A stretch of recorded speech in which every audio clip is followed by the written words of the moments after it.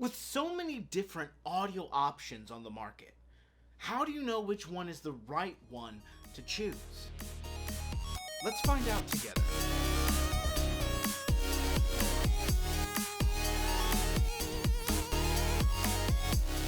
If you're just joining me for the first time, my name is Sebastian Smith, and this is Nerdy Knickknacks and Geeky Gear, where I take a look at some of the best gear that I use in my daily life as a videographer, actor, and improviser. And today, we are looking at the best audio options for what you're trying to achieve. When people start out in video production, the first thing they ask is, what's the best camera? There is no the best camera. I mean, you can get an Arri Alexa, but why would you need a $100,000 camera to shoot videos like this? The best camera is the one that fits your needs the best. And the same can be said for audio. It really depends on what you're trying to achieve. So in this video, I'm going to look at 3 different audio options that's going to help you narrow down your search, and I'll even offer up a couple of suggestions on what I would recommend you buy, especially if you're buying audio equipment for the first time. So first off is this little beauty right here, and this is my Rode Vidmic Go on-camera shotgun microphone. I've got it placed on a boom pole here, pointed right at my mouth, and that's the audio you're hearing and that you hear in most of my videos. This wire is going out all the way down into a Zoom H1 handy recorder and then into my camera, and we'll talk about that setup later. But really, what I love about this microphone is that it's lightweight, it's small, it's portable, and it goes right onto your camera without needing any power. It's powered directly from your camera and feeds directly back into your camera, so you can get some really good audio with it. Right now, what you're hearing is my Rode Vidmic Go plugged directly into my Canon M50. So the audio is not bad, you know, it's not terrible. It's really great for grab and go shooting. Again, I'll link up some other videos where I've done this setup and I've just plugged this mic directly into the camera so you can kind of hear what that sounds like in a real life environment, but I've been pretty happy with it. You know, one of the pros is that it doesn't use battery, so like if I don't have extra AA's with me or whatever, it doesn't matter because this plugs directly into your camera. It just uses the camera's internal battery, which could be bad considering the M50 has a notoriously bad battery, but really it's not noticeable. And the audio that you capture from this microphone versus the M50's onboard microphone is so far ahead that that insignificant power drain is really worth the trade-off. So you're probably hearing just a little bit of a hiss, and that's because the internal audio processors of DSLRs and mirrorless cameras isn't very good. That's not their primary function, so they don't bother putting in really good high-end audio processors into these cameras. So ideally what you want to do is you want to go into your camera settings and turn down the internal microphone all the way down to 1, where it's on 1 notch, before it turns off. But with this setup, I had to crank it up just a little bit in order for this microphone to really collect any sound, which is why oftentimes I pair this microphone with the Zoom H1n. And now you're hearing the Rode Vidmic Go plugged into my H1n, plugged directly into my Canon M50, and one reason that I do that is because now I can turn the audio processor in the Canon all the way down to 1, and instead of relying on that audio processor, which is very weak and can create hiss, now we're relying on the H1's audio processors, which are much better, and I can then control the volume that the microphone picks up from there. Or what I can do ideally is take the audio that is being collected by the Rode Vidmic into the H1n, record it there, and then sync it in post. So what I've done is now I've created a better track on the H1n, but I also have a backup track on the M50 just in case anything happens with the H1n. Maybe it stops recording and I didn't notice it. So this is the setup that I recommend for video creators. It's what I use in my everyday life when I'm making videos like these, or when I'm out making my mini documentary style videos. I'll link up in the icon a video where I use this exact setup to do an interview, and I just think it's a very robust robust setup for how little you're actually paying. It's very much a budget setup, but you're getting a lot of bang for your buck. Option number 2. This is a USB microphone. So the one I've got here is a blue Yeti. I also have a blue Snowball and of course the blue Yeti Nano, and these are USB interface microphones. These are microphones all in one. They are powered by a USB through a computer.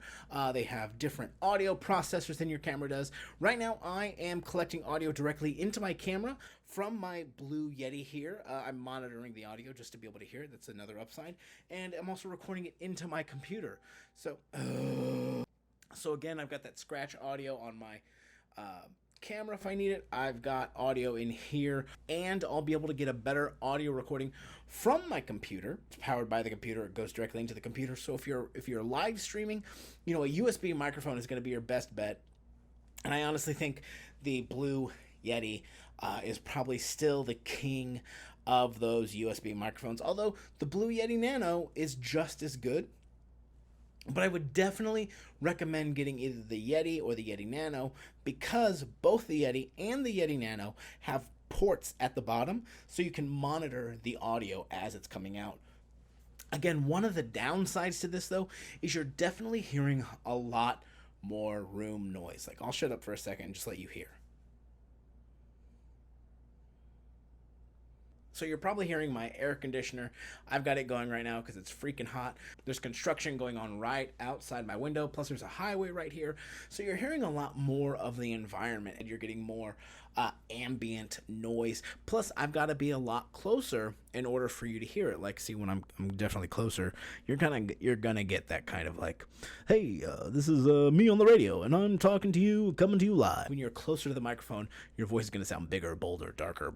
And that's fine if that's what you're trying to get, but you definitely have to be a lot closer if you want cleaner audio. And now I do really love this microphone because I use this one and the Yeti Nano a lot when I do my auditions. So if my agent sends me an audition, or if I find an audition online, I will generally plug this in and do it on this, because these microphones are just so quick to set up and tear down and easy to use that it just expedites the whole thing, and it makes it easier for me, because it's just really easy to set up. It gets good quality audio. I'm up and running in just a few minutes. I'm recording the audition, and then I'm sending it out to my agent.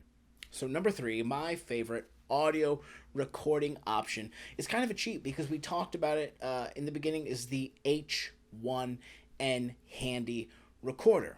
In the beginning we talked about it because I had it plugged directly into my Rode Vidmic Go. And so right now what you're listening to is audio coming directly from the Zoom H1n and going directly into my M50. I've got a pair of headphones here to monitor it. And the H1s have microphones on top of them in an XY pattern. The reason I love these so much is because of how versatile they are. Like, I can use it with my Rode shotgun microphone to get really good audio and go directly into my camera. But if I don't have that, then I can use this to go directly into my camera and have good audio. The Zoom H1n really is the most single powerful audio recording device you can own. I've not had a chance to use it like this, but in the manual it says you can go directly from the USB port into your phone, so you can use it with your phone. You can also use it like this with your phone. If your phone has an audio jack, you just go from the microphone out into the phone. You can go into the camera like this. You can even use this as a USB microphone with your camera. So if you don't have a Yeti, if you don't have a Snowball, if you don't have anything like that, this can go directly into that, and you can use it for those gaming sessions. You can even use it on like a Skype call.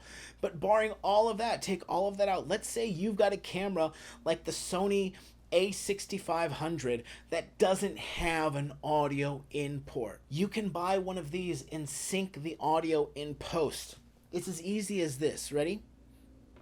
You hit record on here, clap your hands, Now it's synced. You've got a visual cue and an audio cue to sync and post. And it's even easier if you do it in Adobe Premiere Pro because you can select them, hit merge clip, select audio, and it merges them automatically for you. I really believe that the H1n is the singular best audio recorder you can buy for the money. There are some alternatives like the Tascam, but I'm just not a big fan of the way Tascam picks up audio. I don't think it's as good of a recorder.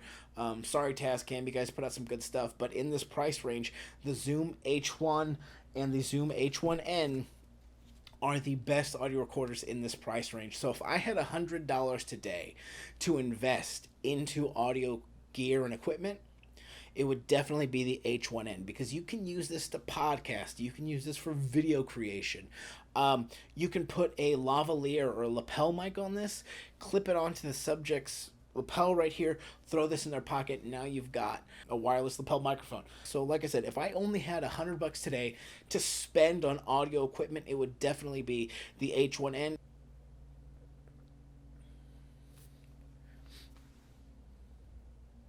Anyway, guys, in the meantime, if you like what I do but you hate my stinking face, go to my other channel and check out some of the videos I've got over there. I've been creating docu-style short series about what it's like to be an artist in Kansas City.